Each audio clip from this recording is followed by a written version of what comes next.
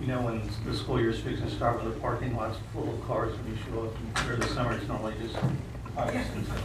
I want to welcome everyone. As I look out in the audience, I see Cougar Construction's here. I apologize, I still don't know your name. But you're Ken Diary, I raised, so that counts for something. Save the Children's here also. We have Mr. Marshall Construction. And is there anybody, any other guests in the audience that I recognize? Welcome. Welcome to today's meeting. This is a regular meeting of the Board of Trustees. For the record, today is August 13, 2018. We do have a quorum of the board present. Mr. Rector sends his apologies. He had some mechanical issues with his vehicle. Ms. Diasis will lead us in the pledges, and I will lead us in the invocation. Everybody will please rise. To the flag of the United States of America and to the republic for which it stands, one nation, under God, indivisible, with liberty and justice for all. Honor the Texas flag. I pledge allegiance to thee, Texas, one state, under God, one and indivisible.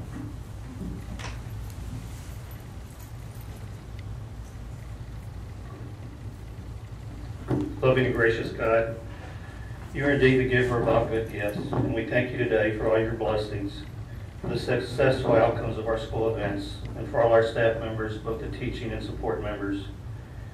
We ask that you bless them abundantly, and we continue to seek your wisdom, guidance, courage, and strength. Be with us in our deliberation and help us to be wise in the decisions we make for the good of those who have placed their trust and confidence in our leadership. Give us insight to lead with integrity, that our decisions may reflect what is right and good. Keep us from short-sightedness and pettiness. Help us to make decisions that are good for all and guard us from blind self-interest. Dear Lord, grant us the humility to always seek your will in all that we do and say. All glory to you, loving God, now and always, through Christ and the Holy Spirit, forever and ever. Amen. Amen.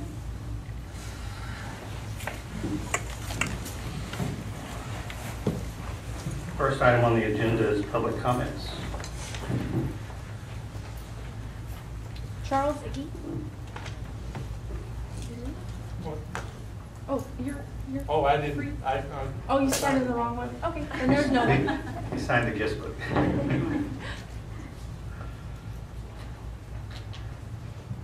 Agenda item number 3 is a consent agenda. Before you are the minutes for the July 9, 2018 regular meeting, July 14, 2018 special meeting, and the minutes of the August 6, 2018 workshop. You've had a chance to review those over the weekend. Does anybody have any questions? Any corrections? I move we accept the consent agenda. I have a motion by Mr. Stansberry to approve the consent agenda. Do I have a second? Second. Second by Ms. Johnson. All in favor, please say aye. Aye. Any opposed? Motion carries. Agenda item number 4 are the superintendent's reports. In the board book are the accounts payable, the budget status and investment report, and the tax collection reports. Does anybody have any questions or any observations? There being no questions, is that an information item or an action item? That moves us to agenda number 5, Summer Boost Overview Video. Ms. Cook? Yes, actually, I'm going to turn that over to 2 of our representatives that are going to share out with us. They have a video and a lot of information to share, and I'll introduce our guest. Hello, my name is Felicia Wood, and I was the coordinating director of Summer Boost this summer. I have John with us. He is our state director. State director. Sorry, go ahead and introduce yourself. Good evening. Good evening. John Bracken, I'm the state director for Save the Children, and I'm delighted to be here this evening and delighted to be partnering with Aransas Pass ISD. I'm relatively new to Save the Children, but not new to Texas. And if you Google Save the Children, you're going to find a lot of international stuff, and you'll think, what? And but we're doing a lot of work in the United States, in 12 different states, and we're going to start our work here in Texas. I came here, or Save the Children came as part of the Hurricane Harvey recovery. And as part of that work, we're working from all the way from this community and Rockport and Port Aransas all the way to Beaumont, Port Arthur, and Orange through Houston. So we're working up and down the coast, helping child care centers, after-school programs, schools, and other folks recover from the hurricane. So we had originally given some dollars to this school district to purchase computers and carts to help. Those are always things that folks need, and the budgets don't ever seem to support those kind of things. So that's how we kind of got our foot in the door and then recognized that this would be a great community to do what we call our summer boost. And we do, in terms of recovery work, the other thing we do is traditional programming. We do after-school programming. We have 21st century grants in some communities around the country. We also do, we do work with little ones, early childhood literacy. We actually have a home visitation model, helping parents read to kids and helping kids get school ready. So those are some of our traditional programmings that we're looking for funding now for.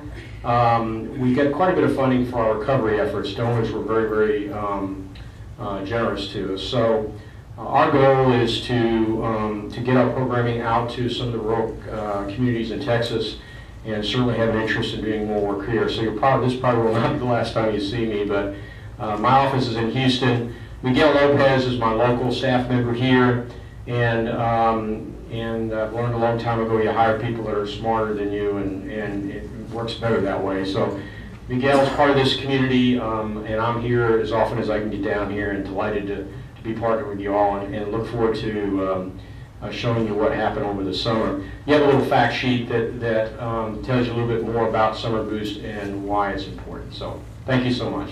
Thank you for being here. So I didn't realize he was giving you the fact sheet, so that's perfect.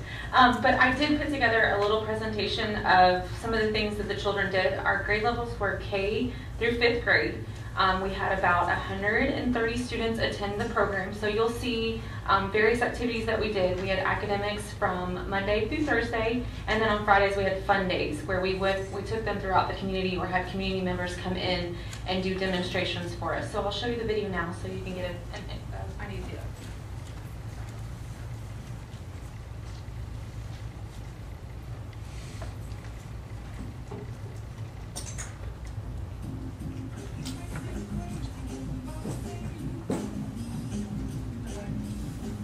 Music's not important.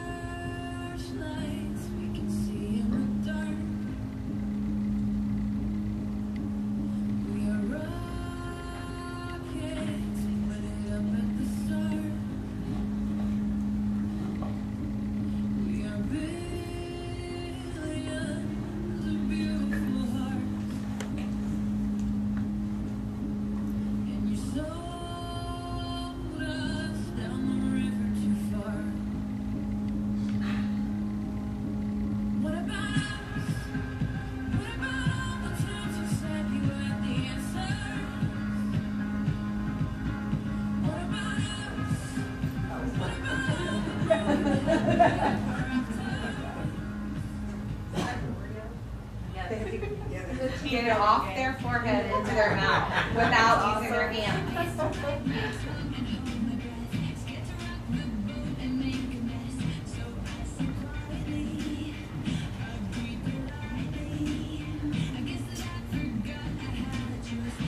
Push me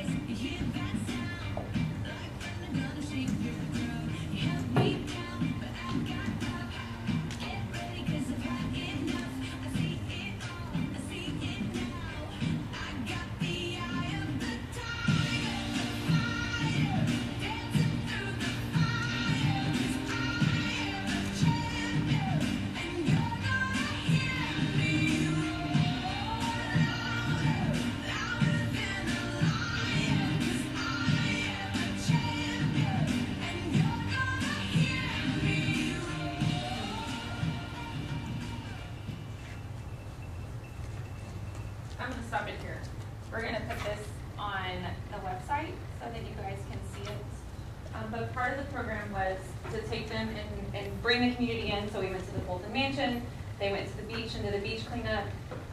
We had a cow come in because part of their program is for dairy education on nutrition. So we had a cow come in, not a real cow, and the Southwest Texas Dairy Farm came in and taught the children where does milk come from, what can we do with milk, that sort of thing. So it's a great program. The kids learned a lot, and so we're hoping to see that this summer kind of built the gap for the students to go forth for the next school year. So, do you want to talk?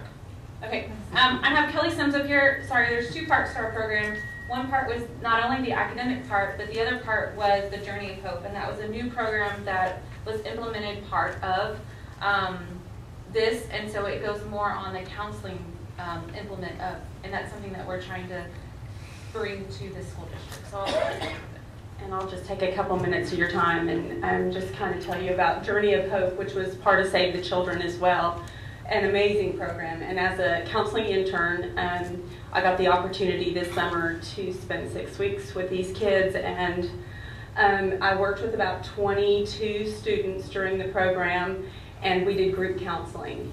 And I really think when we have something like a hurricane impact our community, people don't realize a lot of those impacts later on. So, you know, looking at a year past the date of our hurricane, you know, we're still really feeling the effects of this hurricane, and the kids are too.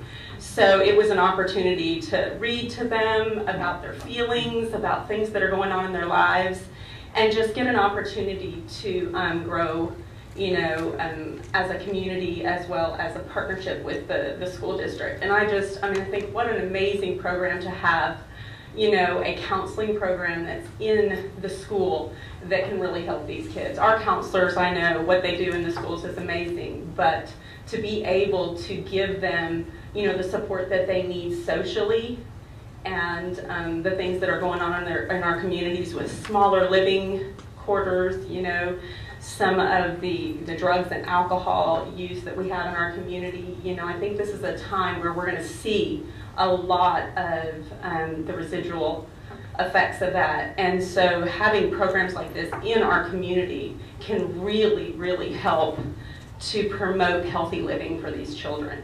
And so I just think it was an awesome program, and I was really excited to be a part of it. So thank you, Save the Children, for allowing it to be here in our community. thank you. Thank you for your time. And we're here for questions if you have any further questions. Any questions? Thank you for I'd your just like to time. make a comment towards the If you want to speak, and come up to the podium, please.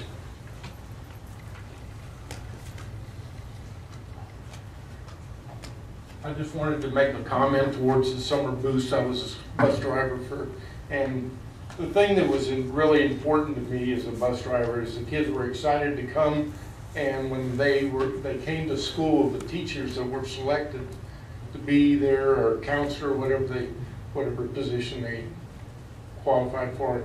Anyway, when they came to school, they were just like embraced with love and stuff like that. So, you know, that was important to me as a bus driver, dropping them off and seeing how happy they were. Even when they went home, they were happy. Thank you all for everything. Thank you. Now, this is a program we're going to try to continue next year. I thought this was under grant that we got that. Yeah. Yeah, we're looking, this was a grant that we had to do this program, so we're looking for some additional funding to start the program and to keep it going. Not just during the summer, but we also do some after-school programming during the school year, but we've got to locate the funding to do that, and we're committed to do that. So as soon as we get the funding in place, we'd like to continue it. One other thing I'll mention is that the kids were, one of the big things we like to do is mitigate the summer reading loss that occurs, or learning loss that occurs.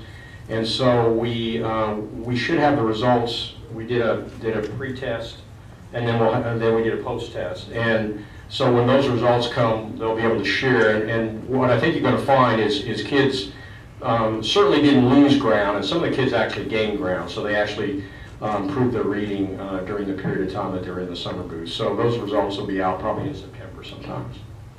Well, I was impressed with the 130 130 participants. That's outstanding for a summer to get kids of that age to consistently come. So Yeah, they didn't know they were in school either. We kind of faked them. that helps. Yeah, exactly. Well, thank y'all for coming and allowing us to participate in that program.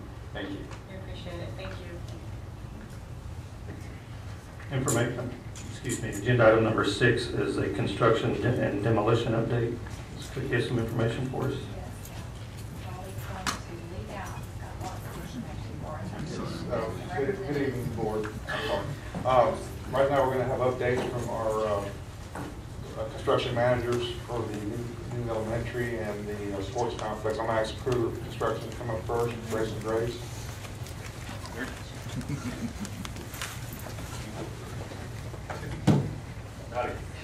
Good evening. I'll give you a little update of what we've done, I guess, in the time frame since, I guess, we've been here last and kind of the milestones that we did. We're installing CME block walls. We're about 65% complete at the moment. We're installing ductwork throughout the building and setting rooftop curbs. We're installing electrical rough-in that's in the block walls and above the ceiling. The plumber is installing in-wall piping and running overhead copper lines and setting carriers inside the bathrooms. We're installing fire sprinkler piping in the ceiling. We delivered all the roof materials and we'll start drying in the main roof tomorrow actually. Steel erection has installed all the steel and the joists, installed the decking for the second floor to prepare for our second floor slab floor. We set all the stairs as well. We're installing insulation and caulking on the tilt walls inside the building and also caulking on the outside of the building. It's all the cracks that our tilt walls will join together. We have to caulk all those. Setting hollow metal door frames throughout the building. Install window frames, install metal stud walls. Kitchen sub came out to field measure everything in the kitchen. Started making all the materials in their warehouse to prep to come out. The kitchen hood should be ready in a few weeks. That was the first thing that they installed. Install temporary fence around the school that we'll be preparing to demolish or demo. And the look ahead and the milestones that we'll have, we'll continue installing ductwork, electrical rough-in, plumbing rough-in, fire sprinkler piping, and installing metal studs. We're scheduled to pour the second floor at the building on Friday, roughly about 19,000 square feet. It'll start about 3 a.m. You might, if we have a Facebook page, we might let everybody know that anybody in the surrounding areas of that building, if you know anybody that lives on the road, we're trying to put some flyers out. We know for a fact that's going to happen. Everything, pending the weather, in case something happens. But it won't be too crazy. It'll just, we won't start as early as we can because of the heat. We'll just take a little process. And so starting earlier like that is going to help us a lot. And so we'll start installing decking on the high roof of the second floor above where we'll pour concrete on Friday as soon as that's done, because we have to allow the concrete pump truck to come on top of it. We'll set AC units. They're already in their warehouse. They'll bring them out. We'll set them straight onto the roof and get those roughed in. We'll continue drying in the roof, installing glass in the window frames to allow us to dry in the building to start other trades. I guess the big thing is the demo of the existing building. Tomorrow they'll start removing all the trash that was left in the building. They'll prepare it for asbestos removal. We're not 100% accurate on how much we have to demo from when Harvey came through. I know we had a lot of asbestos that got pulled out there after the hurricane through Bell's company. So depending on how much that is, depending on how long it'll take them to do that, we're going to start from the canopies that join both of those schools together. So we'll take, before school starts, we'll come in and take that canopy and all that structure out and work our way backwards away from the school that the kids will be in. The demolition will not be complete during school, but we've instructed our contractor they're not allowed to bring in trucks during school times, or not school times, but school zone times where the kids are coming in or they're leaving.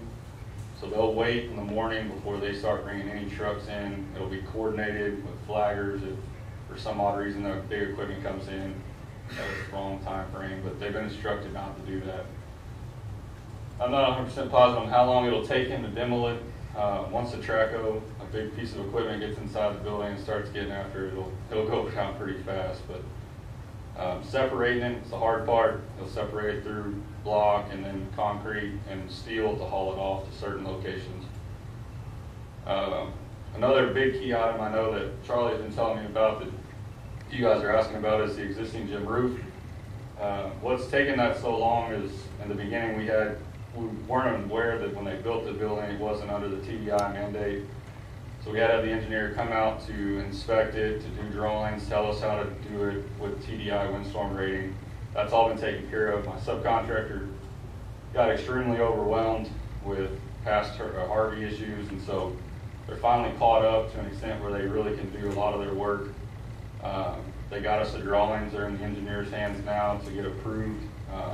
We think it's the last step, and they will start immediately after that happens.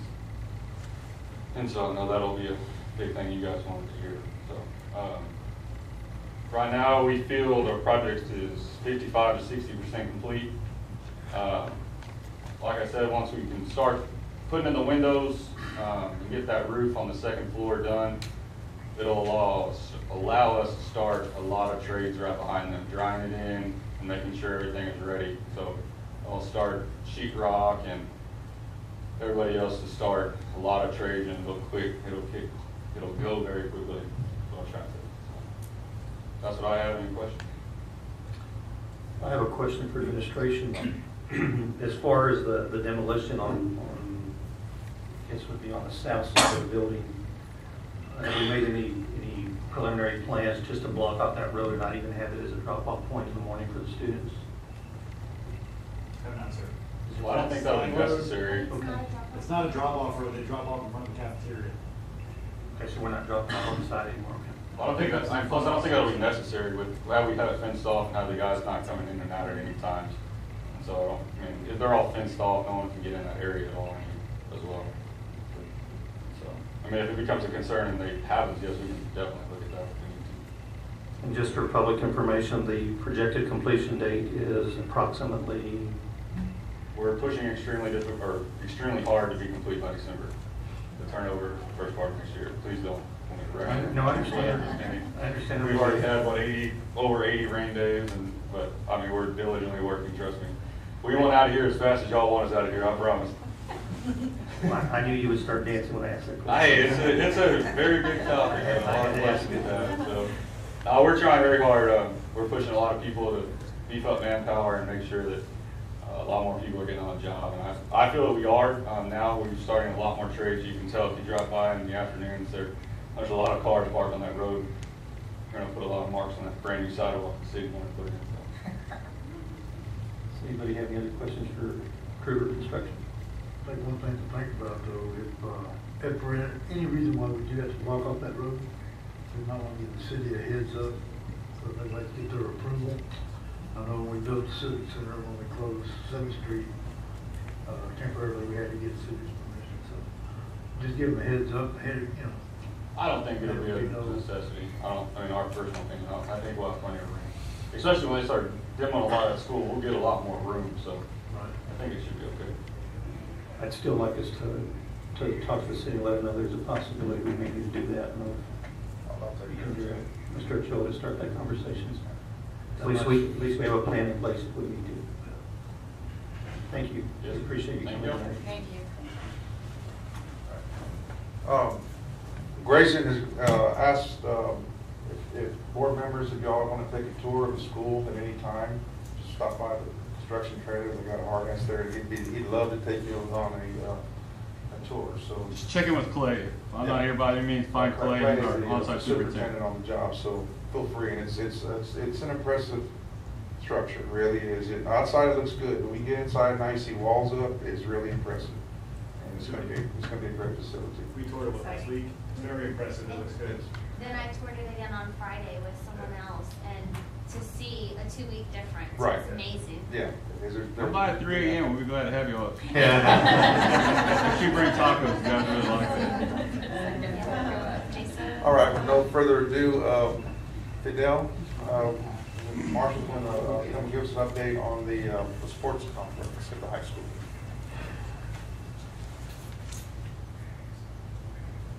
Hi, good evening.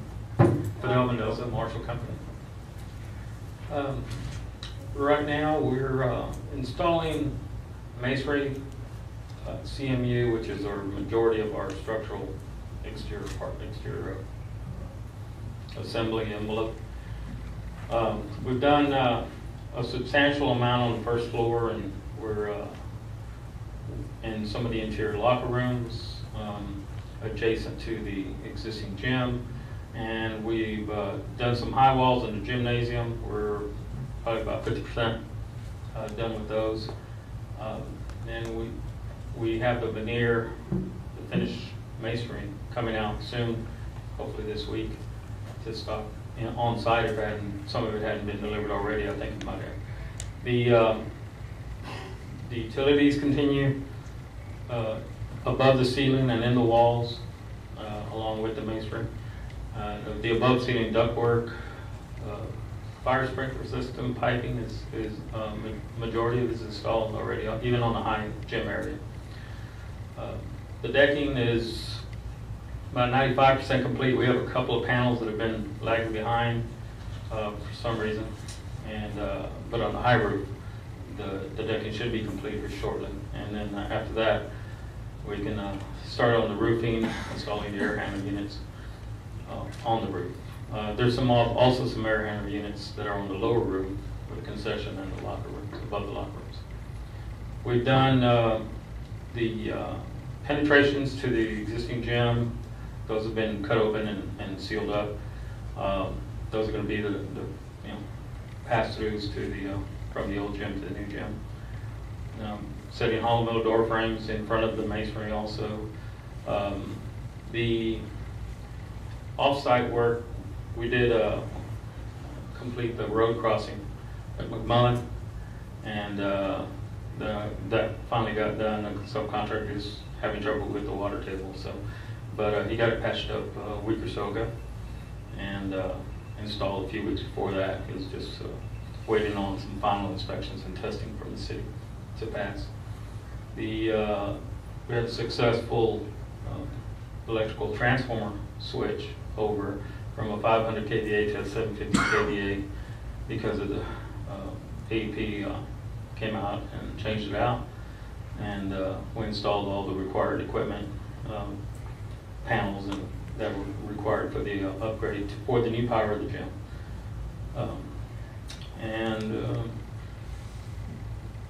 If you have any questions. Okay, I thought Todd was going to be here, but I guess he's coming. Okay. Well, thank y'all. Thank you for coming. Appreciate that, sir. You have one question. I have one question. I think it's only fair. What's your estimated completion on it? Right now, the last schedule I turned in pushed it out to December, first week in December for final completion. So we're hoping to hit that and try to hit it a little earlier than that, maybe, if we can. We've got more people, more workers on site, and it's moving a lot better now. Thank you. The sports complex is another facility that's it's impressive when you walk in. It's so tall. It's going to look, just that space makes it look more collegiate or professional, whatever. It just looks good in there. It's going to be great when it's done. So again, weather permitting, we're going to keep on schedule. So let's hope so. Thank you, guys. Okay, I'm going to go on to the next agenda item. I'm on behalf of South Plains Demolition, our demolition projects going on in the district. We had 5 facilities that were slated to go down. As of right now, we have 4 of them completely down and scraped, and they're working on May Allen right now. It's on the ground, y'all. That's something everybody's seen in town. They've got probably half the rubble gone already. from the main building. They're still gonna have to get all that up, and then they're gonna start working on the foundation, getting that up. And then come back and backfill the hole, because it has that cellar in it, so there's gonna be a hole there, so they can let it out. But, pardon me? Yeah, we do. Yeah, we do. But that's a project that I am finally breathing a little easier, because I can see the light at the end of the tunnel. Hopefully, within the next 2 weeks, it'll be done and they'll be out of here, weather permitting. So it's a project we can check off. So, and to me, that's very exciting. Do you have any questions about the demolition other than that? Yeah, before you move on, just to clarify, and I know the answer to this, but I want it as part of the public record.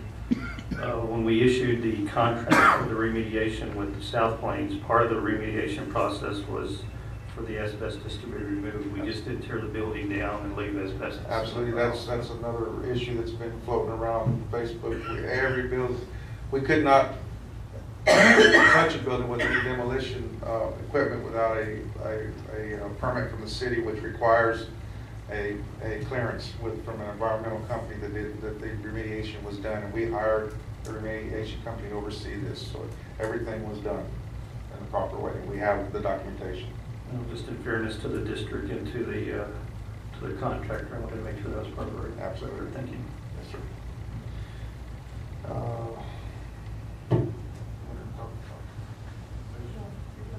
Okay. Are we bringing? Do we have the concession contractor here tonight? Are you the bid on it? Was Weaver and Jacobs? Okay. Were you going to talk about? We don't have that on the agenda. That's not on the agenda.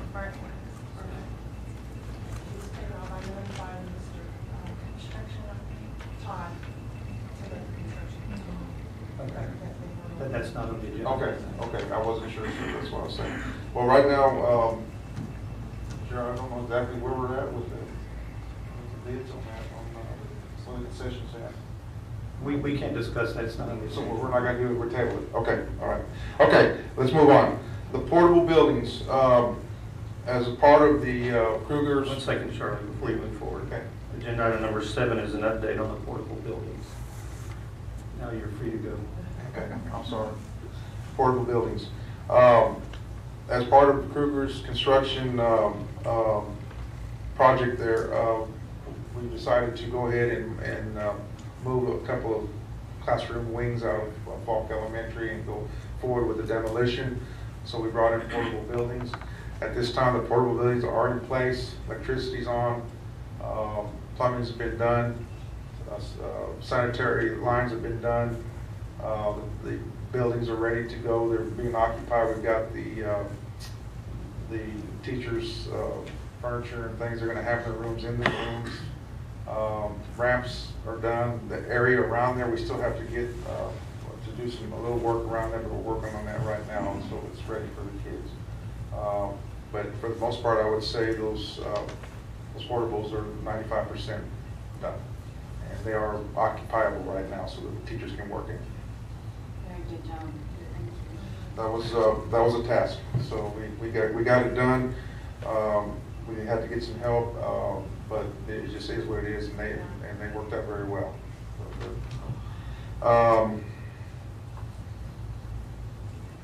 Okay, go on to the next one. All right, any questions about the portables? Very good.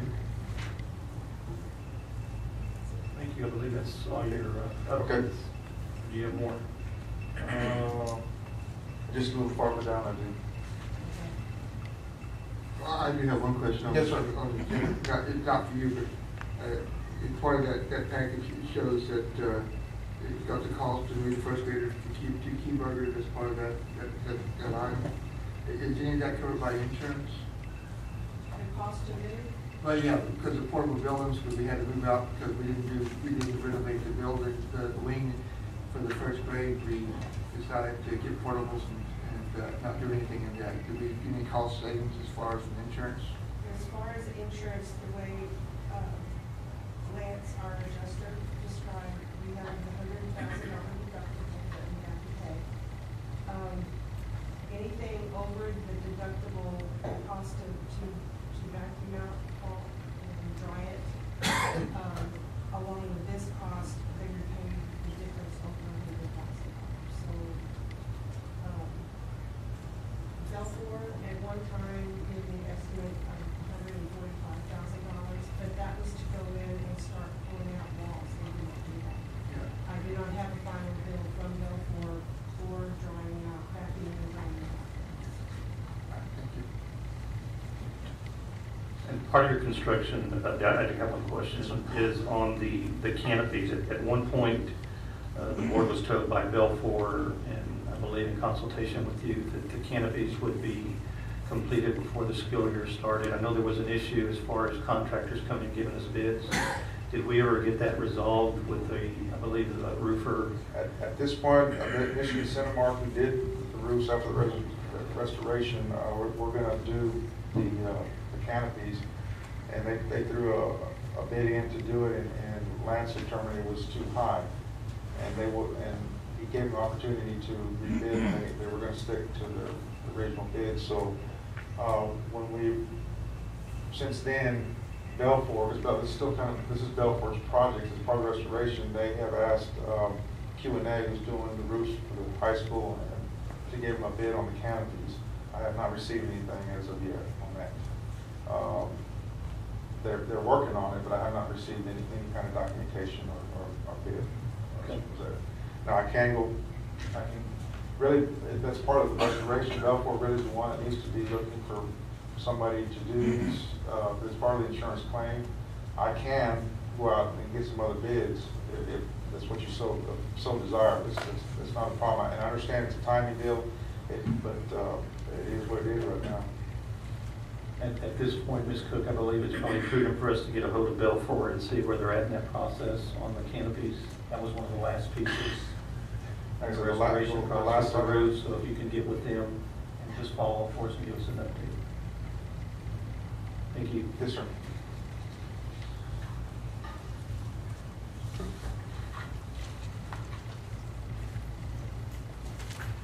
Agenda item number 8 is the dimensions of the district facilities for one act play versus UIL regulations. Ms. Cook.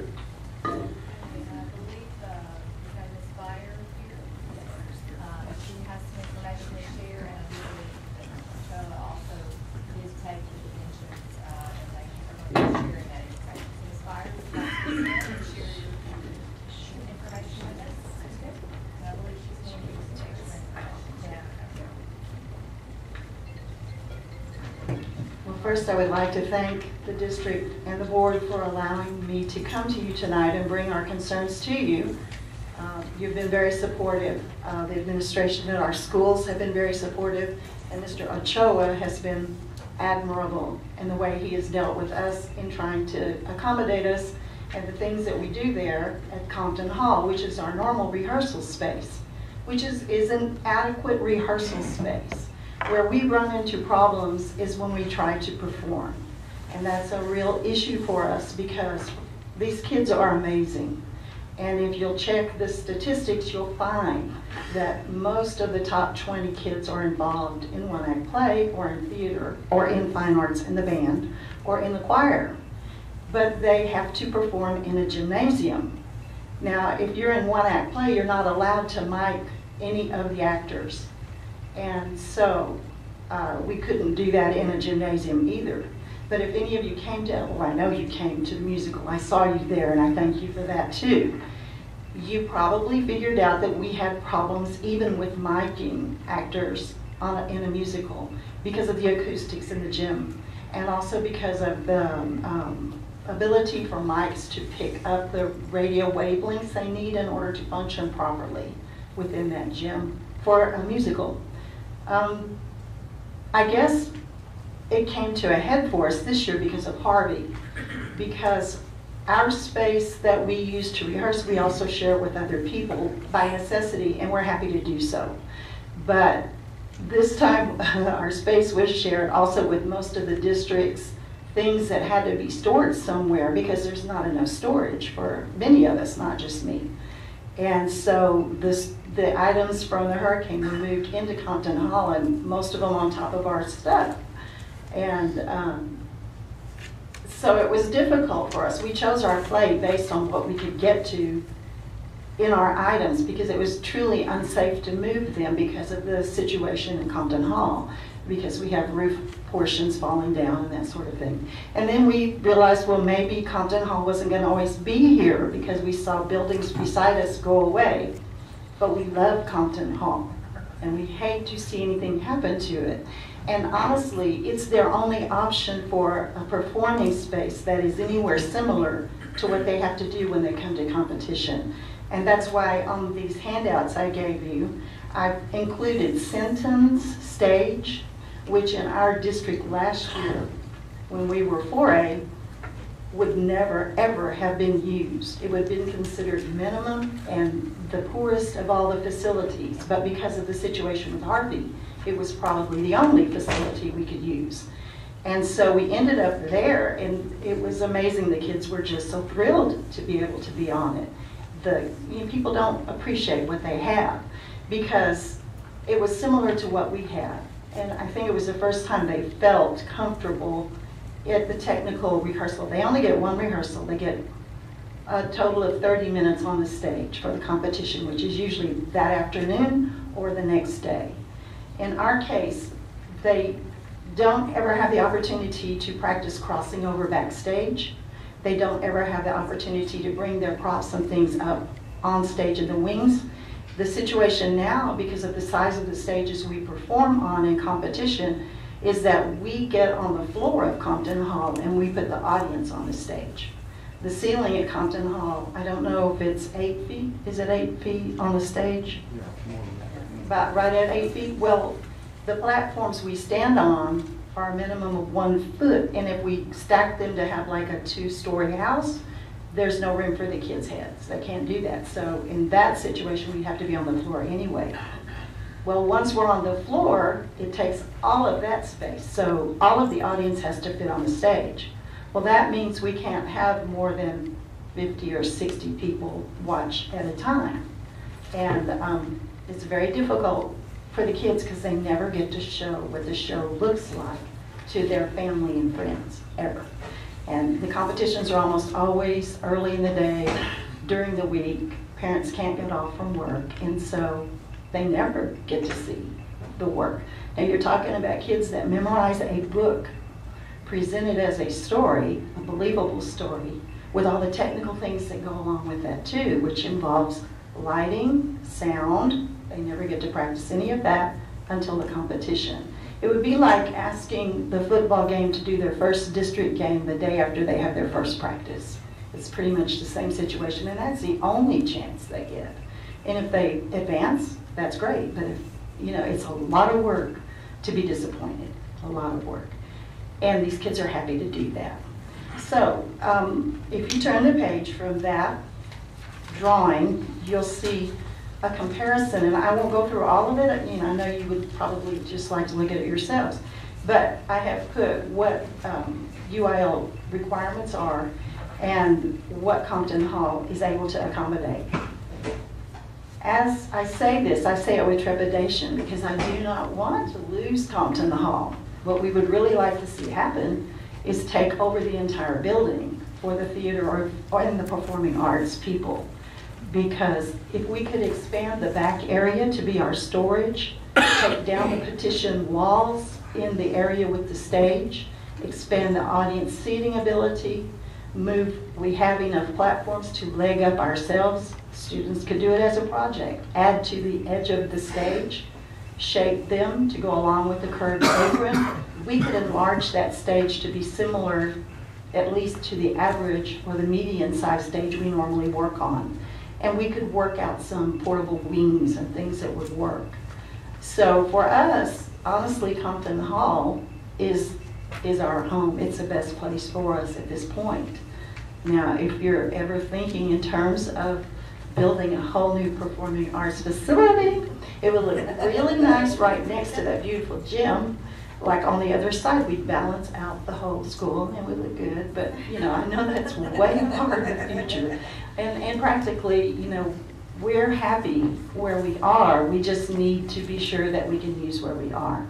The other thing that we do run into problems with sometimes, and Mr. Ochoa is so good about communicating with us and saying, okay, the community has got to use this building for whatever reason, and there are good reasons. For a while, the voters voted there. Well, how can you argue with that? The unfortunate part was that always came right during the week prior to one act play. And then if we advanced, it was the week we advanced too. And so these kids have at least 5 other groups that they're involved in too. So when we figure out our rehearsal schedule, it's set in stone. None of the groups can do anything about it. So we lose rehearsal time, which makes it even harder for them. So basically those are our issues. They're pretty detailed on here, but I don't think that probably you just would like to look at that on your own. But if you have any questions, I'll be glad to answer them. And once again, I thank you. This is a district that does support its arts people, and I'm really happy to be here under those circumstances. And I came from a district that had a lot of facilities and a lot of nice things, but I would never move from here if I didn't have to. I got one question. You know, you had a minimum height for the stage to be 18 foot, and you said the conference hall is only 9 foot. Is there a false ceiling or something above that they can stand up, or do we know, is it just the roof up there? So there's no room to expand going up? Is it drop ceiling, maybe like 6 inches? There's a little bitty drop space, there's not much room up there. You may get a couple of foot, but not the 9 foot you need. No. No, the way to possibly get around that is to bring the apron out and let that be the back part storage of the stage. Just actually build off of the stage forward with platforms. Yeah, so it goes out and brings. So it goes out into the big ceiling, and then use that back there for a crossover, which we don't have. And and I mean, we've worked on this a lot. We have a lot of ideas. So. Well, we're never going to get the seating capacity, you know, in the conference hall, but you might be able to do something to build a stage out and do modifications to the existing stage to make it at least more presentable and more, I guess, representative of what they're going to do. True, and we could do more performances. Just a couple of observations. You guys can say? Go ahead. Just a couple of observations since the discussion started several months ago. Long-term wise, you're looking at a big financial investment. Not that the kids aren't worth it, because all our kids are worth it. But at some point, you just have to weigh what your means are. So I mean, it's not something that we're opposed to looking at the future just right now. We're not. But on a short-term basis, some of the things that came to light, or one of the things that came to light, was the shared usage from the community and voting. I know now that we have a county voting annex across from Chris's Marine now, they're no longer going to be in the building. So we weren't aware of that. One of the things that we directed administration was we wanted to clear the building up and make sure that you guys had adequate space. That way you could maximize the potential of the building for what it is. On the back side of it, the technology building on the back side after the hurricane, we had to find a housing for it. So there's some plans that we can look at in the future. We're going to try to make it as user-friendly for you and non-invasive of community members coming in there, and even other district personnel with their needs. So hopefully that can alleviate some of those problems and make it a little easier for you. If there's some of that low-bearing fruit that we can possibly do that doesn't cost us an arm and a leg, you know, visit with administration and see what they can do with you also. Ms. Johnson, have anything else to say? I was just going to say that we all appreciate the information, because that's, you know, what we had to do to stay informed and get educated on what possibilities there were. So to create solutions for you guys and our students, because I think every one of us has seen, you know, at least probably one performance over the year. We've always been very impressed with what your staff does with the students. It's amazing. And they enjoy it, and to get to see them come out of their shells and perform the way they do, it is very moving. So we appreciate that. Thank you. Thank you for your time. Thank you for coming tonight.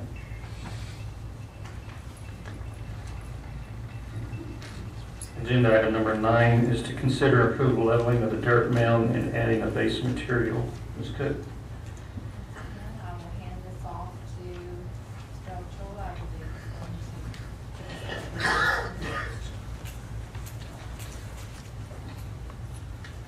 going All right, as I was instructed, board, I reached out and for bids to level the dirt mound. That was the intention from the get-go, and that dirt is substandard. That's why it was taken out of the site where the new school is. So it has to be mixed with some crushed concrete or crushed asphalt. So I reached out to the company. One of the companies is the company we used to do the asphalt patching a couple summers ago. They've given us a bid, and two others that Kruger had recommended to us, and we do have three bids available. And I think you'll have them in front of you. Okay. I did ask them to give me a bid just to spread it and basically make it like an oil field site. When they do an oil field, they just bring in crushed concrete, and it works. I mean, it's just not asphalt or cement, set cement. And then also asked them to give us a bid to do that and put blacktop on, stripe it. So that's what you have in front of you. So what you have in front of you are 3 bids for consideration if you want to move forward with this. And that's where we're at. So. Have any questions? Are we talking about the existing parking lot or in addition to the grassy portion now? No, the We're grass, going to add to that. just the grassy portion is what we're trying to do right now. Just get that prepared. It's, I envision it being a blacktop all the way someday, and we need to do that. But this will, if we go with just doing the basic, just putting the crushed concrete and spreading out the dirt, that'll get us ready as a pad ready for when we want to do the blacktop. And we can have funds in the future to do so.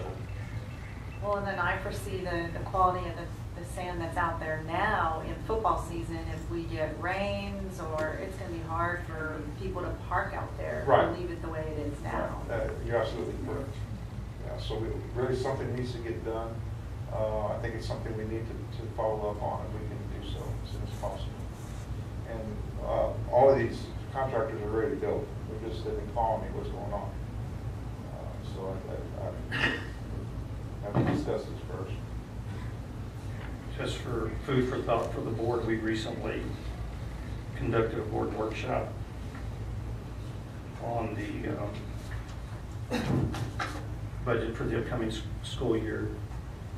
And I realized that we had some direction that we have given administration as far as this, but one thing to consider is our financial constraints. I understand what Ms. Johnson's saying, that that field is rather soft, and once the rainy season comes, it's going to be a mess. Just food for thought. I don't know that this is a time for us to do that, considering where we're at in the budget process. But the alternative is, if we don't do it, the situation that we're going to be creating on that side. Well, that would be my next question to administration. Where would the funds for this come from?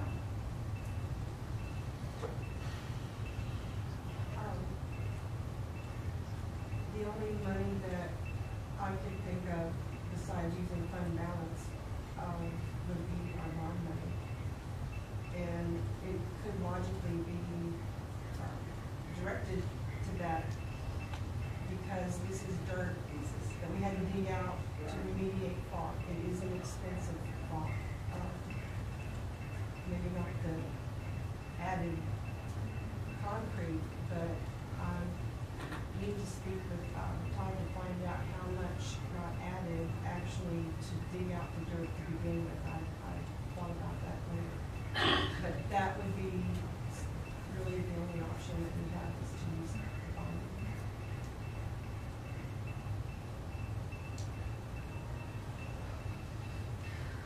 And if we don't do anything, that mound's going to stay there, correct? And there's no other alternative Now, you said it just a while ago, but you said they're gonna have to have some dirt to fill in the hole over at May Allen. The demolition crew, are they open to suggesting of maybe hauling that dirt over there and putting it in? I haven't on that avenue, but I can certainly ask them. I'm sure that's an option. Yeah. I just don't know how much. There'll be no cost to, hopefully no cost to us, and we'll do it because we're helping them out. We give them their dirt. I can't give you a definite answer on that. Yeah, but yeah, that is a good option there. I just don't know how much of it can be used over there. Yeah. I don't know what's going to put it. How big a hole they got over there, right? Well, right now they don't have that hole, but there will be one. Yeah. I want to tread cautiously here in the fact that we had a budget workshop, and one of the things you guys hear me say consistently is transparency. We're voted in by the voters of Aransas Pass, and we represent them. We're accountable to them. Hurricane Harvey has not been a friend to our community. We all know that. We've all faced that in our own family crises with our homes. My parents just moved into their home last weekend after a year of being out. I know a lot of the employees have faced the same thing. From a school district standpoint, it's created a real financial difficulty for us. Our ADA has dropped from 1606, was it 1606 or 1660? 1660 is what we estimated we have. Correct, and I believe we're at 1350, approximately 1350. Of course, that equates to dollars. So as you hear us having conversations, and kind of the big elephant in the room, when we start looking at our expenses, it's no different when we're working our household budgets. When the stream of money or income's not coming like it used to be, you have to become more prudent with every dollar that you spend. So while the decision on what we do with this dirt mound should be rather simple, it's not as simple as it sounds, because every dollar is important to the budget. The decision for us tonight is to decide if we believe it's prudent to invest that money and take care of the situation we have there, or if we want to table this and see if we can gather some more information. I would make a motion to table it for now until we come up with some more. I was thinking that. Okay. Not that we wanted the information. We needed, again, to make an informed decision, but at the same time, and we appreciate the work gathering that, but at the same time, we have to be prudent with all of our dollars right now. The cost is for the crushed concrete we put on there, not for hauling the dirt away, is that correct? I think the estimates we had, it didn't cost a lot for them hauling the dirt. It was for putting the crushed concrete back on top of there and mixing that in. But mixing it in with the existing. Yeah, that's what the big cost one is, not so much for hauling away. So we might ask for estimates of just hauling that dirt away somewhere. Well, no, there's no hauling away in this. They're going to use all that in this project. Mr. Mull, the next point is we don't have a bid for just away. hauling the dirt away. No, we don't. You're correct. I can do that. That's what we'd be interested in There's seeing. a lot of value in that dirt too, as far as, I know it's an eyesore. I know it's in the wrong place, but. Like Mr. Galvin said, we may not be able to do anything in that parking lot this year, but at least we can get the dirt out of there, so at least it opens up and makes it more presentable. You have your marching orders. Awesome. Thank you, Mr. Ochoa. Thank you.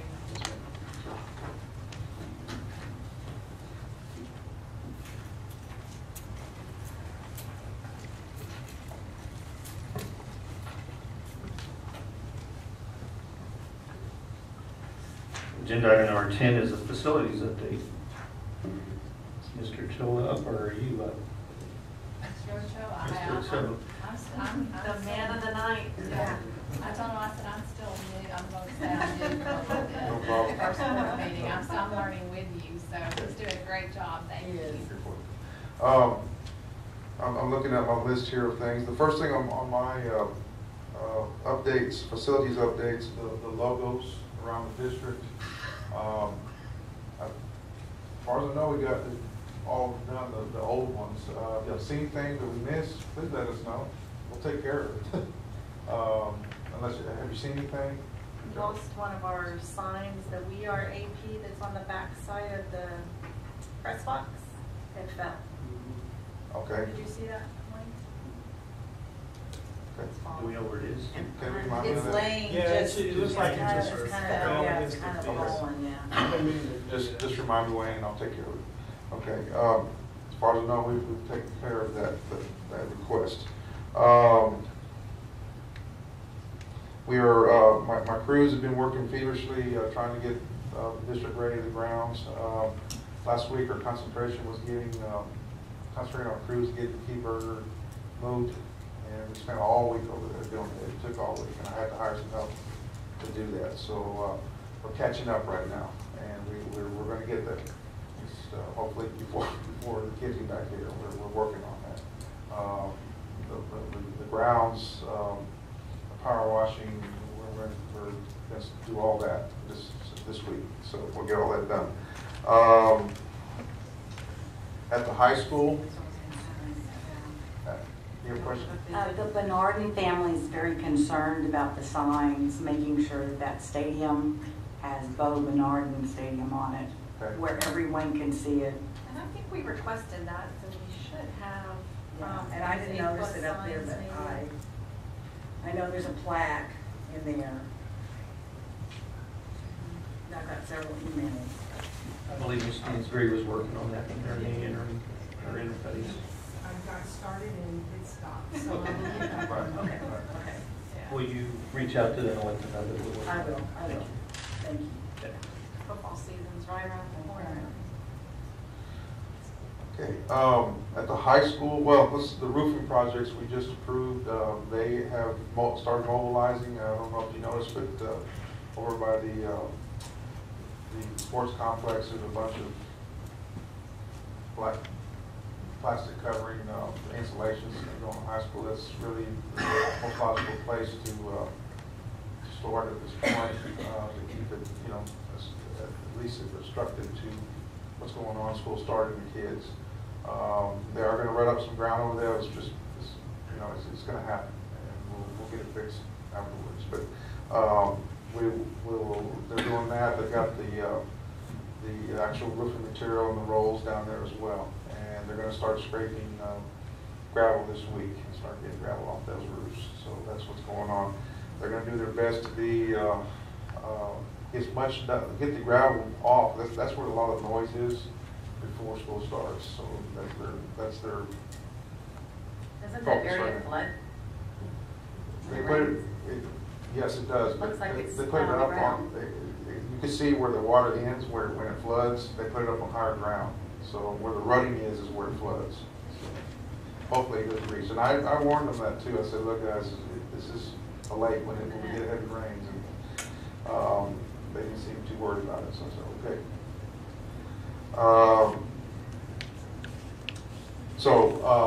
They're concentrated on the high school first with the roofing, and then as soon as that's done, they're gonna go over to Keyburger and take care of that roof. Okay, and we have to find some places to stage things up there as well. I haven't really got to that point yet, but we will soon. At the high school also, we got I think they're just about done with the PA systems, Wayne, where they were testing them today, I think. Sort of. Yeah, sort of, okay. They're working on the new PA systems over there right now, so they have a directive to get that in before school starts, and they're on a mission to do so. They'll get them in, then they'll come over to this campus and take care of this one. And then they also going to go over to AC Blunt to repair all the exterior PA speakers that apparently weren't ever hooked up after the storm. That was the deal, they just weren't wired in, so they're going to take care of that as well. I just found that out. Belfort let me know. Okay.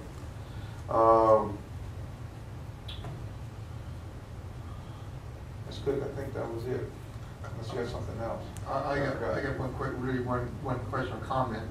Just make sure when the roofing, because it's going to be when students are in school, make sure we do it safely with the students there, so there are no danger for any type of fumes or any type of construction material or anything else. So we need to make sure that the person doing the roofing, be conscious of them doing that, make sure that we're aware and make sure they do it safely.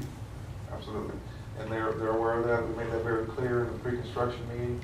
The glue issue was brought up because when we were doing the roof here, when Cellmark was doing it, they actually have to use a cement adhesive around the curves for the AC penetrations, and they were using a product that was very lots of fumes, and it was coming into the buildings, and we were having some issues. But they found a product. It's always been out there. It's a low VOC product. It's low odor. That it's not going to cost us any more for them to use this point in time. So they're going to go ahead and use that product, so we can avoid those problems, those fume problems. And of course, we'll have them turn off those ACs when they're actually applying that. Try to get it done late in the evening or on the weekends, if it's possible as well. Yeah, that's preferably what we. Right. That's what we did here eventually. So we're going to try to get that done. Okay. Just real quick, we've had with all the AC this time of year. Teachers start getting back to the classes, and when we start cranking up ACs that we haven't used all summer, and we're finding out things are going down, and we are addressing those as fast as we can. We have our contractor that worked on all of them. He knows this time of year is coming along, and he's dedicated his crews to be here for us. He's going as school comes, so be assured. Okay. That's good. Yes, Mr. Bradley, you want to come and give us a word? No, I haven't. Okay, I'll go. Everybody's got a copy of the construction update. I know you had a couple of questions as well. Excuse me. The new elementary school. This was last week. They're installing the structure for the second floor. They were about 75% complete. So they're in the process of pouring, get that second floor poured. On the first floor, about 30% of all the metal studs have been installed. And like I said, they're getting ready for the pouring the second floor. Sprinkler system, contractors on site, all the main lines have been installed on the first floor. Contractor will be starting the abatement so they can demo that annex building and get that out of there. That should be happening this week. Mechanical contractors on site, about 85% of the ductwork has been installed on the first floor. About 15% of the windows have been installed also on the first floor. About 80% of the concrete block walls have been installed on the first floor of the elementary school, and about 70% of the door frames are installed. The painter is starting block fill in the corridors, and the contractor is caulking the interior and exterior of the building. And we're still meeting every other Tuesday, and that's what I have on the elementary school. Any questions? Sports complex, the exterior walls, they've got quite a few masons out there now, so I think they've tripled their crew out there, so about 75% or 70% of the interior walls are complete, and about 25 to 30% of the exterior walls are complete. I did send an email out on the mortar color for the exterior block, so hopefully you got that. That's a nice match with the light colored concrete block, I felt, but anyone's welcome to go out and look at that sample panel. Transformer had to be upgraded to the high school, so that CPL or AEP put that new transformer in. It's been installed and is now operational. The plumber is putting overhead lines now to the dressing areas, and McMullen Avenue has been patched after the sanitary lines were tested. Okay, Mr. Ochoa went over the re-roof. I was out there today, talked to the general contractors on that project, and one of the machines broke down, so they couldn't take any gravel off today, but they're going to be hitting it hard tomorrow. And anyway, we've got most all the material on site for the high school. Just wanted to, in general, just say as far as budgeting, I feel all these projects are going to end up in the black. I think we've got contingency in all of them, and we're going to be in really good shape at the end of these projects. So we keep discovering options that we can save a little money here and there, and we're putting that money back into the contingency. So if you you have any questions, I'll be happy to answer any. I do know that all the buildings are down as far as demolition, and they're in the process of hauling everything off at this point. So, any questions, I'll be happy to answer them if I can. I don't have any questions, but I like the good news of it being in black, so just keep coming. Yeah. Like you're red. No. No. Okay. Thanks for coming this evening. I appreciate it. He was rushing from one board meeting to another. That's why. Sorry, I was late. Thank you, Mr. Ochoa, for everything. Agenda item number 11 is to consider and approve RFP for a new phone system. Included in the board package is an interoffice memorandum from Ms. Stansberry recommending that the contract be awarded to Computer Command. In addition, there's a cost analysis on the phone system for the bids from Computer Command, Co-Nexus, and Ridgeline. In addition, there's a bid evaluation template based on the point system that was used with the award factors with Computer Command receiving a score of 100, Co-Nexus 85, and Ridgeline 90. Does the board have any questions on the bid? If there are no questions, do I have a motion to approve the district phone system be awarded to Computer Command? So moved. Second. I have a motion by Ms. Johnson, a second by Ms. Branch. All in favor, please say aye. Aye. Any opposed? Motion carries.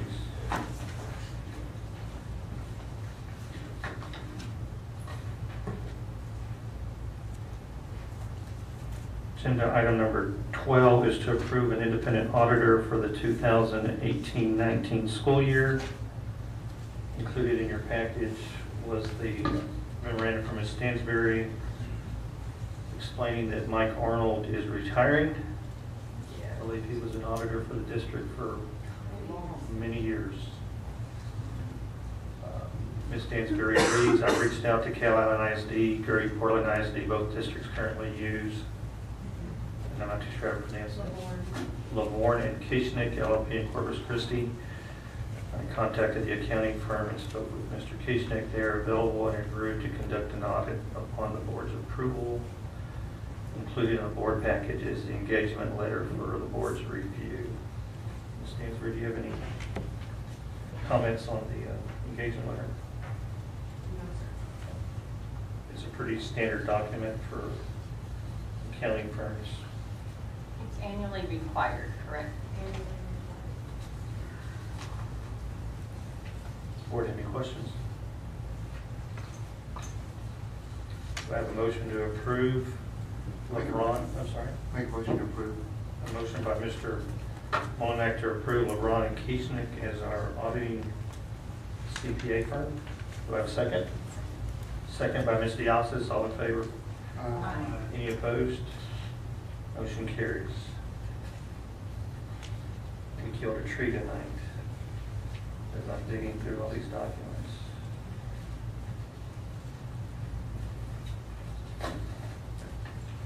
Bear with me a second. I could go electronic. I'm sorry, guys, I'm old school. I've got to feel it and touch it.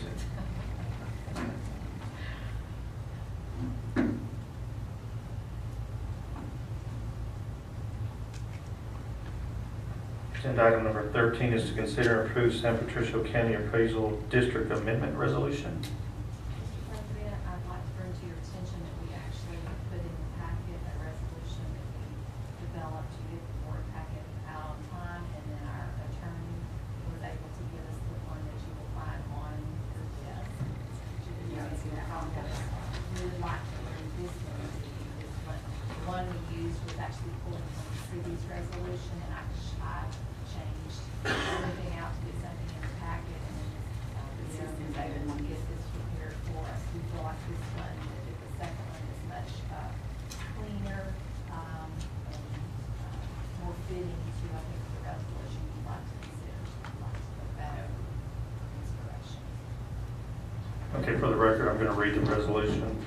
Resolution of the Aransas Pass Independent School District, whereas the Aransas Pass Independent School District is a political subdivision of the state of Texas, whereas the Aransas Pass ISD is a taxing unit of the San Patricio County and a participant in the San Patricio County Central Appraisal District.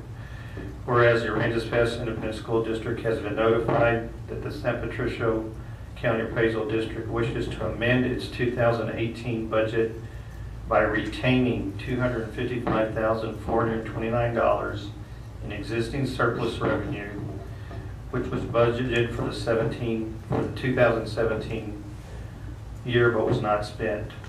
Whereas the Aransas Pass Independent School District prefers that instead a proportionate amount of such surplus be credited back to the taxing units and to the district specifically to be used toward future allocated payments. And whereas unless a majority of the taxing units adopt resolutions in opposition of the proposed budget amendment, it will be considered adopted following 30 days from the time taxing units receive notice of such budget amendment. Now, therefore, be it resolved, if the Aransas Pass Independent School District opposes and disapproves the budget amendment proposed by San Patricio County Central Appraisal District, I hereby certify the foregoing resolution was presented to the Aransas Pass Independent School District Board of Trustees during a properly noticed and scheduled meeting on August 13, 2018, and was adopted or not adopted according to the following vote.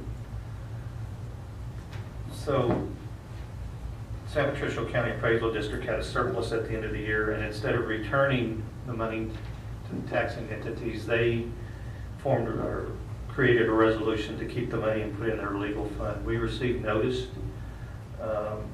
considering that's Aransas Pass tax dollars. We'd like those tax dollars to come back to us. So we have a resolution to not adopt that. I wish we could get the whole term $55,000, but I don't think they can do that. But anyway, so I need a motion to approve the resolution to not adopt. I make a motion that we not adopt it. I have a motion by Mr. Molinak. Do I have a second? Second by Ms. Johnson. All in favor, please say aye. Aye. Any opposed? Motion carries.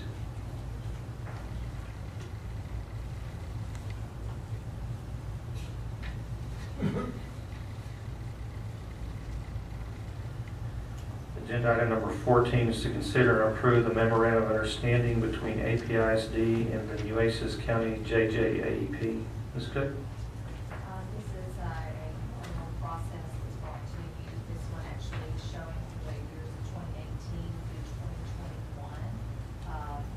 Currently, we do not have any students who will be attending this facility. We want to keep it that way, but we do need kind of an MOU to have that in place in case we haven't. So I'd like to bring this to you.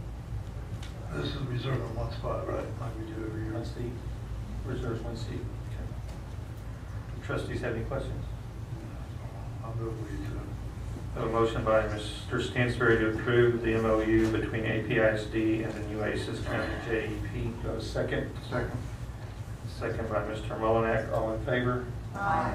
Any opposed? Motion carries.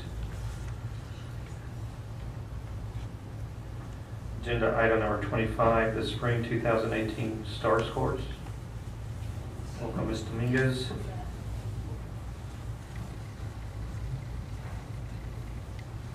Okay, do you have a high school first, or do you have Keyburger first in your packet? Aransas High School. High school, okay, that's what I'll start with. On these reports, there was so much information, I just included the approaches level, so that's the percentage you're going to see. You'll see the last 3 years along with the state. The green bar is 2016, the purple bar is 2017, the blue bar is 2018 state scores, and the orange bar is Aransas Pass. After looking at these scores, we have quite a few things to celebrate. And we have some things that we need to continue to work on. But after the year that we've had, I was very pleased with the way our scores came back. So with the high school, we actually had 3 areas that were above state, which I don't know when the last time we had that happen, but that was amazing. So we did great there. We had gains of 17 points, 18 points, and even in one of our areas that didn't get above state, we had a gain of 23 points. So every one of our areas grew, and so we're really pleased with that. The areas that are not above state, those are the areas that we're going to continue working on to get them above state as well. But like I said, we're really pleased with this. When you move and look at AC Blunt, here you're going to see a lot of growth as well. 11-point gain, 11-point gain, 7-point gain. The only area where we had a decrease is 6th grade reading. We also had a decrease in the state. So if you look at 2017 to 2018 state scores in 6th grade reading, they also went down. So I don't know how the rest of the people in this area did, but I have a feeling it was something with the test since the whole state went down in that subject area. We had another gain in 7th grade reading of 9 points, 17 points in science, and 10 points in social studies. So we're seeing a lot of gains. And we are going to work to continue to make sure that we see continued gains so that we are reaching at least that state. We want to at least reach that state level and higher.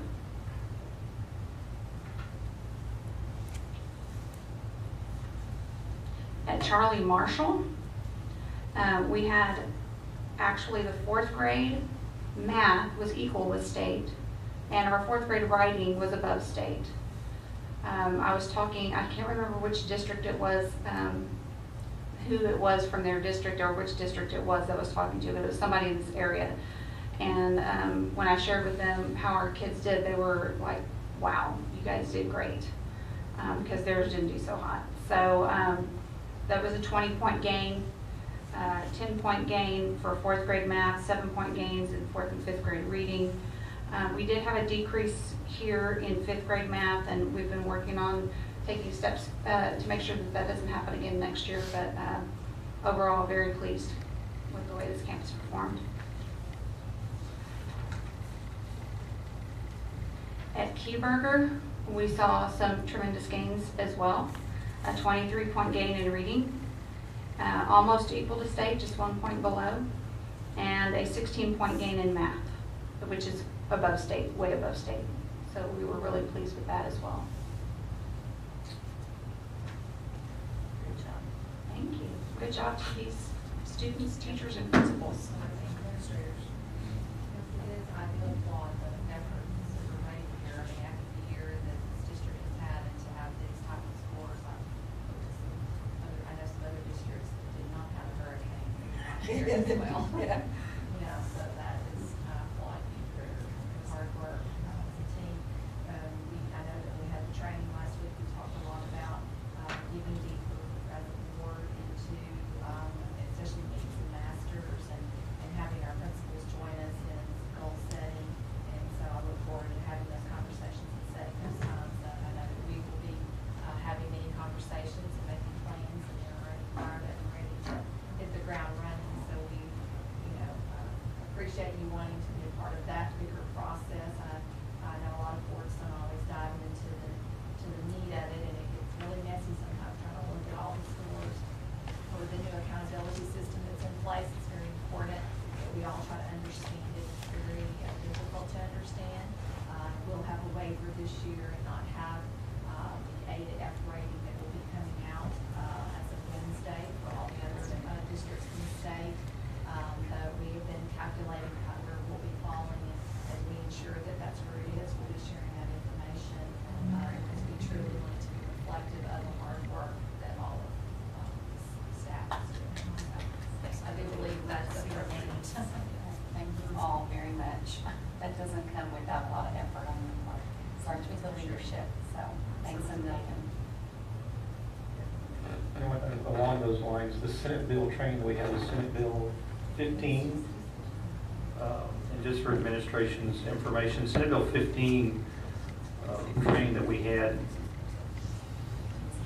1566, excuse me, was training that was provided across the state of Texas, and there's correct me if I'm wrong, a shift in the board's role from being just a broad overview, holding the superintendent accountable, to creating the partnership on the curriculum side and establishing the goals that we want that really truly measure student success. And then from the broad side up, coming down and diving down and trying to get those specific goals that we want. So it's not so much a matter of trying to micromanage what administration is doing, it's creating that partnership and asking for accountability to make sure that our student bodies are successful. So it's a shift that's going across the whole state of Texas and the training that we receive. So we welcome it, we're excited, and hopefully we get some training and can join with the administration to get to those goals that we want. Absolutely. We know we have a great team, so we're excited to get in there and get to the meat of everything with you guys. You have some more information, or? Well, if you want to talk about textbooks, I think that's next. Agenda item number 16 is to consider and approve the disposal of out of adoption and unused textbooks. These are books that are filling up our closets needlessly because they're not used and they're maybe 10 years old, or just random books that we have left over. So we just have to make sure that we get approval to dispose of those. There is one set, which is the Mondo books that are currently in adoption, but we're going to send those home with the students because we do have a surplus of books and we want to send those home so that they'll have home readers. We are doing a new adoption for ELA this year, so we'll be replenishing our ELA supplies also, so we won't go without. And do we have to send those books back to the state of Texas, or No. Or we just do what we have to send some type of notification of what we've done with the books back to them? No, they are the property of the district now. It's different since 2011.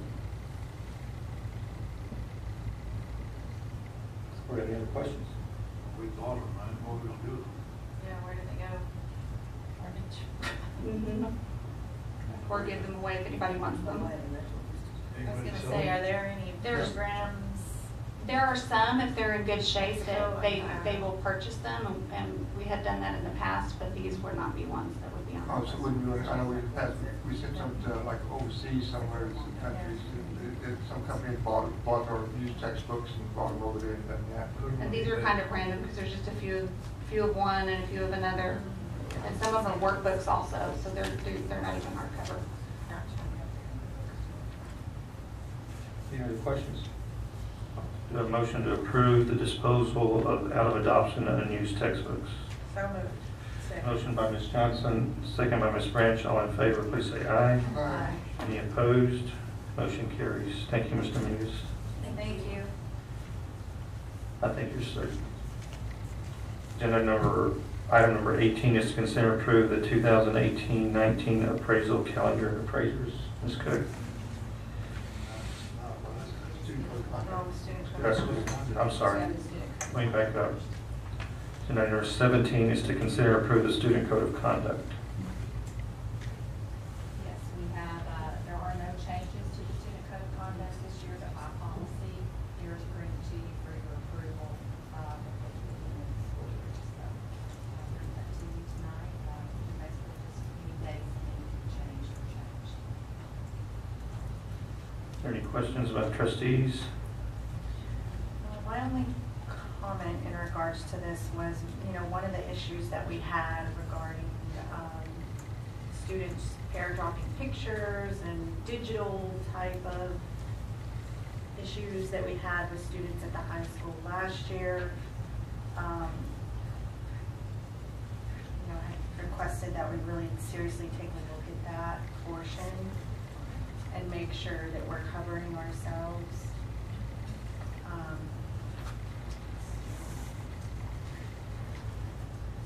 Do you know which area that was, Wayne, off the top of your head?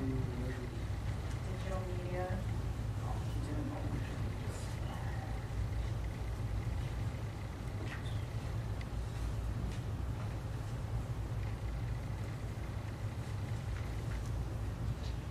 Misuse of technology, resources, and internet, maybe?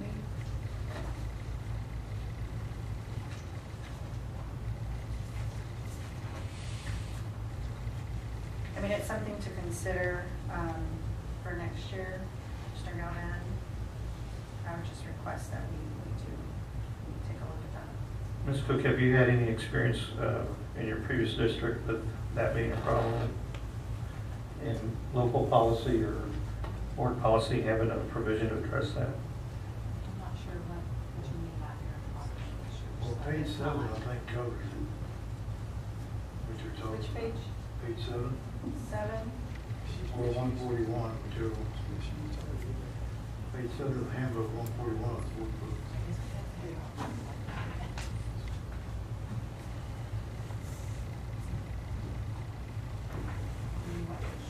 Just heighten the awareness of the Yes. students, that they know it's illegal Yeah. and it's a guideline, and we can't really manage it until it becomes an issue, but if they know ahead of time, maybe it'll prevent them. Board Book, page 141, bullet number 1, 2, 3, 4, 5.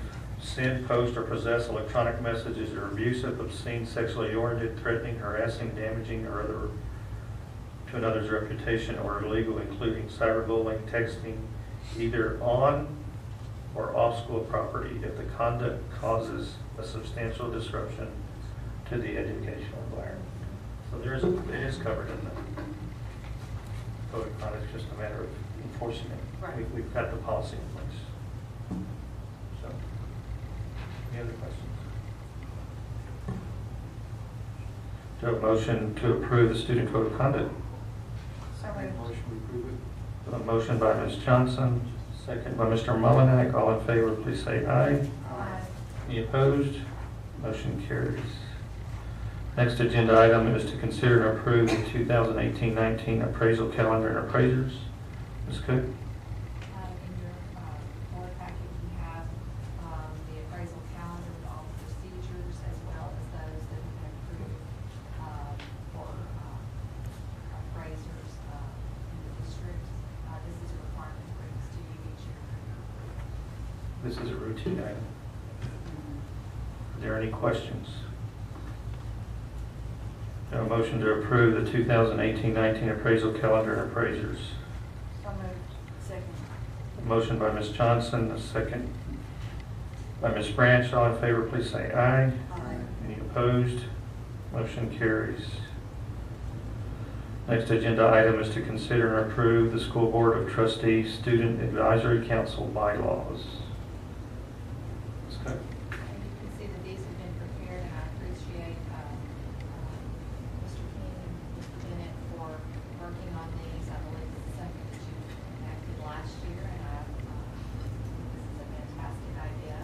I hope you had a chance to read through, and if there's some revisions that you wish to have made, and they made those changes. So, if you have any questions, I'll have to defer to these two gentlemen, but I'm bringing it to you tonight for your approval. No, I'm just going to sound like a broken tape recorder in the fact that one of the major concerns, or one of the things the board wanted to ensure that as we were visiting with our students and they were coming up with ideas, that we made sure that we saw them through. That we just didn't meet with them and then we didn't implement anything that they came with. That would undermine the credibility of the whole process. So we just want to stress that again in our meetings. We had some great meetings with them. They gave us some great information on campus security, brought some issues to light that we can improve upon.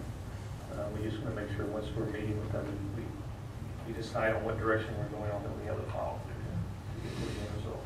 Did we create the suggestion boxes and Those are up and being used, toward the end of the year, they started using them somewhat. And some of the posters that the students created for the See Something, Say Something came from that. So we're listening. A lot of work. Thank y'all very much. Yes, we appreciate the extra work in completing the package for this, so thank you. I'll make a motion, we approve the student advisory council bylaws. Second. I have a motion by Mr. Mullinak to approve and a second by Ms. Branch. All in favor, please say aye. Aye. Any opposed? Motion carries. Next agenda item is an update on the standard response protocol implementation. Well, I have to say I'm very impressed with this district, and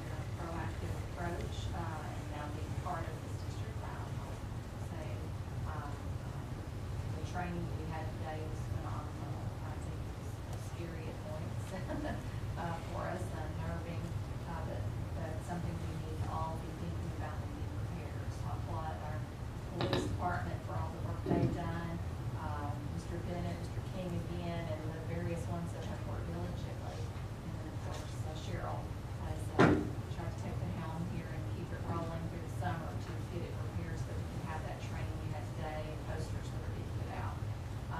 To that point, that's about as much as I know from it, so what I've read here.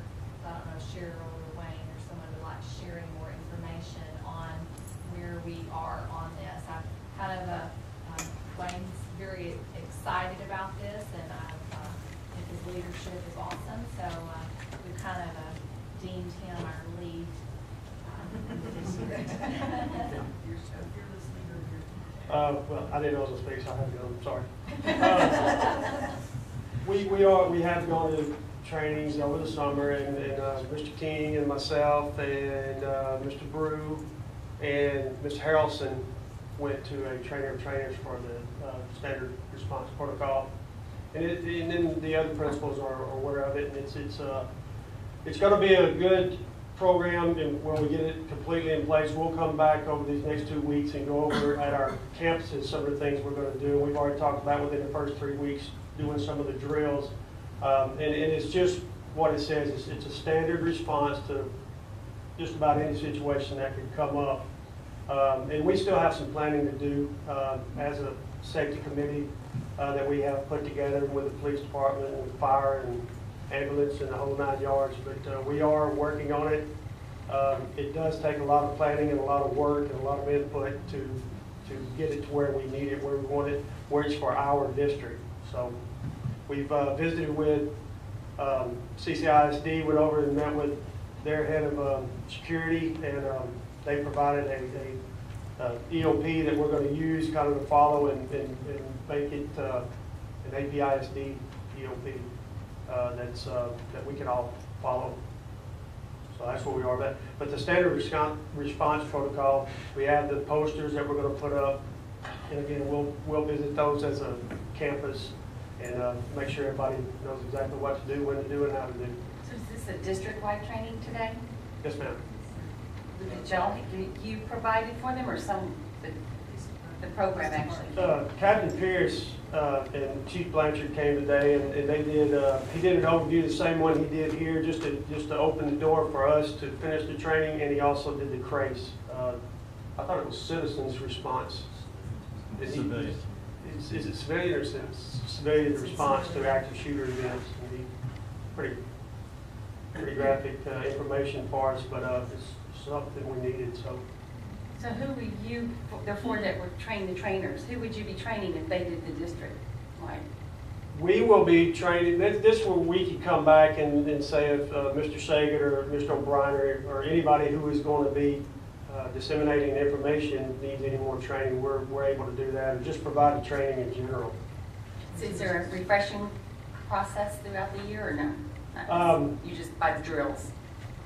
By drills, according to it's lockdown, lockout, shelter, or whatever the scenario may be. So basically, what we've implemented is the framework. Yes. So the broad framework, and then as we start honing down on each individual component piece, at some point the foundation will come back in and certify what we've done. I believe that's because we've all completed the FEMA training and turned in our certification on that. We got that part of behind us, so we're following along, and hopefully it's they do come back and do that part too. No, it was a long process because I believe y'all started meeting with the police department last October, November is when the process started. I believe we've had several meetings with them. Thanks again. More questions? Thank you. Thank you. Appreciate it. Sorry I put you on the spot. You did a good job. He's comfortable in the spotlight. Yeah, he's pretty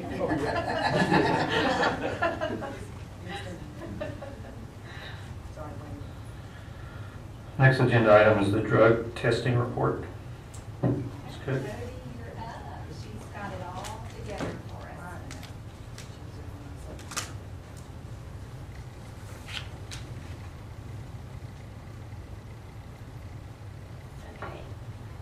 Last year we had 624 total students tested. The following year, 16-17. For 17-18, we had 559 total students that we tested. The major consideration to keep in mind, of course, is Harvey drop in population. As far as positive negative rates for the 16-17 school year, 97.4 tested negative with 2.2 being positive. Where you don't have it added in there is a test that was kicked back for some reason. For example, if a child drinks something that morning that's red or puts a red dye or anything in their mouth that's hard to test them, it'll kick back their test to us. For the 17-18 school year, 95.3 tested negative with 2.7 positive. The company we use is Quality Control out of Port Lavaca. Laboratories is Omega Laboratories. As far as cost per test, we use a swab, so that's $25 per test. The urine tests are $35 per test. The major difference in the price is the time factor. Of course, it takes longer to do urine samples versus the swab. Annual budget. Okay. Our annual budget, the 2017 budget was $13,000. Revised was $14,846, and then the actual was $14,845.50. For the 18-19, it was total budget $14,746. The revised 18 budget was $14,746. The actual 18 budget was $12,300, with giving us an available leftover of $2,446. Of course, once again, keeping in mind we had less students, therefore we tested less last year. The policy that's taken after we have someone who has a positive test come back, on the first offense, they have a 15-day suspension with a 6-hour drug education class. Program that's provided by the district and needs to be done within 30 days. You can practice during this time, however you cannot play in games. At a second offense, you're at 60 days suspension with the same 6-hour education program drug test being done. However, that one you must complete within 60 days. At this, you can practice again, but no games. On the third offense, you're suspended from participation in any extracurricular activity for the remainder of the school year, so of course you would not be practicing with those students either. And then on the fourth offense, you're barred from any extracurricular activity for the remainder of your time in the district. If I can interject here Okay. real quick, because on that, so before I forget, make sure, because I know I can see the wheels turning in their minds. There was something that Jody and I sat down and looked at what our policy states, and she has been, I have to say, she has done a very good job having had this handed to her, and she'd already gone through the policy and noticed that there were several things that we need to work on, and so I'm going to be meeting with the staff, we're going to have a team come together and ensure that everything that is in policy, that we have it connecting into what's actually happening on the ground. So it was nothing that was alarming, but there are things we want to make sure that at all times policy is followed. Right. I appreciate how she has been trying to clean it up and get everything regulated while she also wears the other hat. So I just want to interject that as she's talking about the policy, that we'll be doing more work on that and bringing some more things back to you in more detail. So I'm sorry, go ahead. You're fine. I was basically going to say the same thing. On 2 different occasions, Mr. Bennett and I sat and went through policy to see things that we could do differently, change, and follow policy more carefully. For instance, one of the things is the way that the students were called out, so that was changed this year. However, there's still more changes that need to be made, so like Ms. Cook said, her and I have already sat down, so we have a meeting scheduled with Mr. Bennett and Mr. King so that we continue to make sure that we're following policy. However, there are areas of policy that might need to be looked at by the board because things are stated like the district rep must be this, or the person giving the test must be the same sex gender. That was back when we did urine, and now we do swap. So I just feel like there's things after Ms. Cook and Mr. Bennett, Mr. King, and I meet that we'll definitely need y'all to look at. Okay. Thank you. Any questions? Thank you. Oh, I have one question. You said, you're looking for like no games, is for all extracurricular activity, right? Like the band? It is. Is tested, everybody gets tested? It states that anyone that competes. Okay.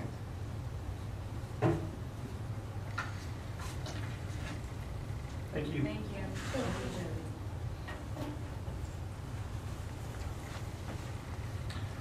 Next agenda item is the first reading of policy update 111 affecting local policies, BBD local, CCA local, CJA local, DEA local, DHE local, and DI local, FEA local. One more. This is Mr. Galvan concerning that I always felt like it was better instead of just you having this for a couple of days to read through when you're going to make decisions about policy. Best practice is really to have it, brought to you 1 month. And if there's anything that's alarming or really, from my standpoint, I can bring that out to you. You have the entire month then to read it, and we will bring it back to you as an action item at the next board meeting. I found that works much better, especially when you have lots of policies depending on the legislative year, so I know how that will look as we go through that process. So really, there's not any of these to me that are just basic policy changes. But I still think it would be good to have you have this information, read through it, have any questions or concerns. You can shoot me an email. I can look it up. If there's some wording you're wanting to change in our local policy, it's always good for me to know that so I can have options for you working with our policy agent to ensure that it's written the way it needs. It saves a lot of time that way. So I thought we might try it that way as an informational item this month, and we'll bring it back as an action item next month. Okay. Was there any concerns you had seen at this point when you did your brief reading through? Because there's a lot of information too. You had it in your packet this month. Right, and this was a big packet, just in general. It was just great. So, yeah, I appreciate that. That'll give us more time to digest it through it. Ms. Cook called me and said the agenda is rather lengthy, Mr. Galvan, and you want me to postpone some of the stuff next thing? I said, We actually did. we need to get through it, and get it out of the pipeline, so. Any other questions? Next agenda item is the new hires. In your board package is the background information on new hires. New hires, employment and contractual personnel, DCA local. The superintendent has sole authority to make recommendations to the board regarding the selection of contractual personnel. The board retains final authority for employment of contractual personnel. However, from June 1st to August 31st, the board delegates to the superintendent the authority to employ classroom teachers. The superintendent shall inform the board of any persons offered a term contract under this authority. And included with that package are the employees that were hired during that period. It's more of an information item. Board, any questions?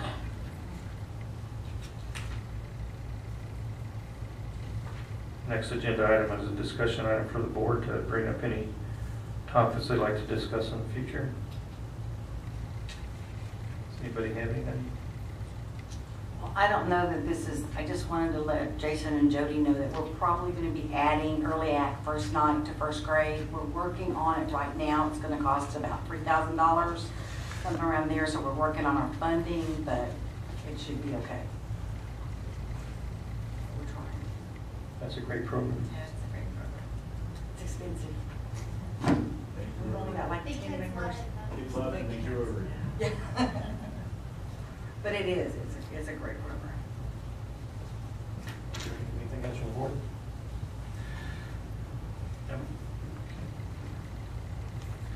Next agenda item is to convene an executive session as per section 551.074 071, 551-082, 0821, 083, and 029.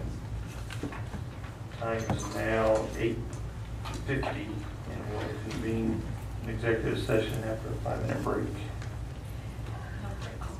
On 9:45, I'll let the record reflect that the board is reconvened in open session. Do I have a motion to approve the resignation as presented by administration? A motion by Ms. Johnson. Do I have a second? Second by Ms. Branch. All in favor, please say aye. Aye. Any opposed? Motion carries. Does anybody have anything else? Okay, with there being no other business before the board, this meeting is adjourned. Thank you.